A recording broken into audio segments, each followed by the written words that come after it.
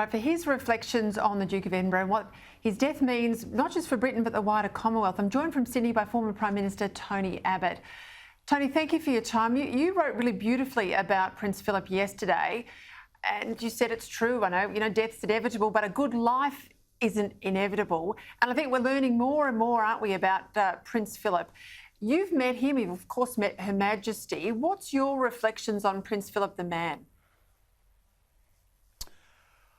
Obviously, Peter, he was a man's man, no doubt about that, but he was very much the Queen's man too. So he was able to live a good and a decent life without in any way feeling that he needed to show off or overshadow someone else. I guess the tragedy is that it's really only now that he's gone that we are starting to better appreciate his great strengths. For much of his public life, he was supposedly gaffe-prone. These are small flaws at worst. As your previous interviewee said, mostly it was just an attempt to put people at their ease, to break the ice, and it's good that belatedly, but better late than never, we are now looking at the greater good, the fundamental strengths of this wonderful human being. You can't imagine the Queen's reign being as it has been, very historic, being as it is without Prince Philip, can you? And it'll be a real challenge for her after he is buried on the weekend. Look, it will be. It will be a terrible human wrench for her if millions of people around the globe are feeling a sense of emptiness right now. Imagine how much the worse it is for the Queen herself, the void that she's looking into. And yet the wonderful thing about Prince Philip and the Queen herself is that they have a strong sense of duty and service. Indeed, their whole lives have been driven by this sense of duty and service. They've faced all sorts of challenges over the years, and yet both of them just got on with things. And frankly, we could do with a bit more stoicism. We could do with a bit more consciousness of our obligations to family, to colleagues, to country, and to the wider world right now.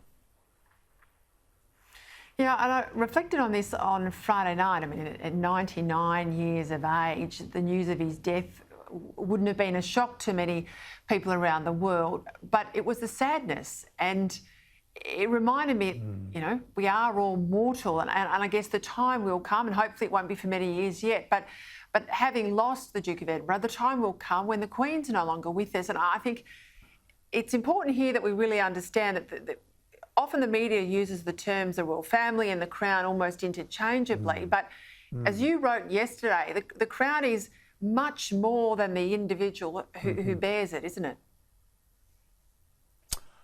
Look, absolutely right. We have had a premonition of what will happen when we lose the Queen. There will be an enormous sense of loss, an enormous gap in one sense, and yet the traditional cry, the king is dead, long live the king. That's the beauty of the system. We know who will step into the shoes. And we also know that whoever steps into the shoes is not going to be subject to the vicissitudes of the electoral process.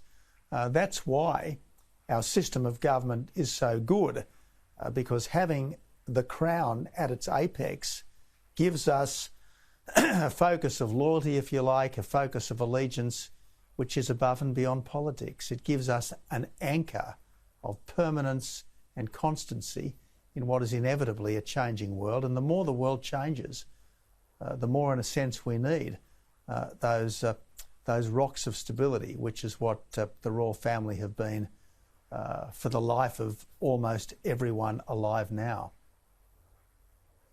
He was a great friend of Australia. He liked Australians.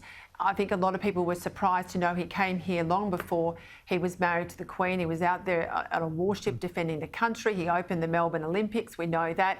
He visited many times with her but sometimes without the Queen as well.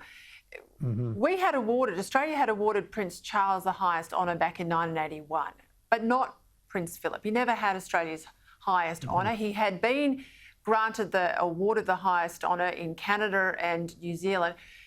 You always felt, didn't you, that it was something that we should have rectified as a country, and you wanted to rectify that as PM.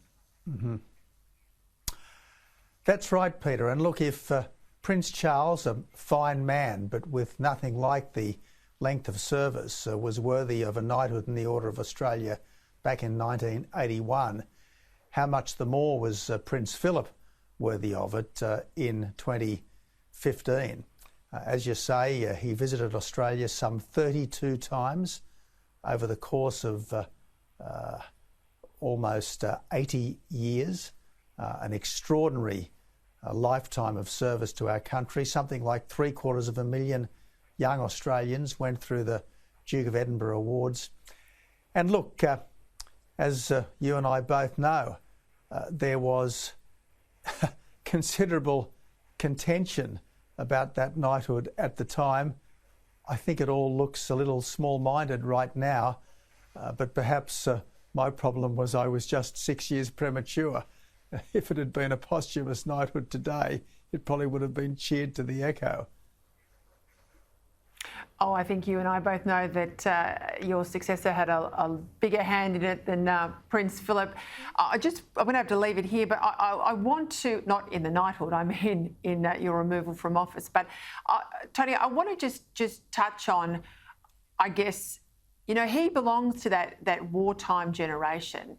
Extraordinary to retire from public life at the age of 96, who's lived a life in the service of others. He was criticised for being blunt. I'm from the country. I think someone who's blunt and direct should be praised, not derided. He had the stiff upper lip. I think we should have more of that, not less.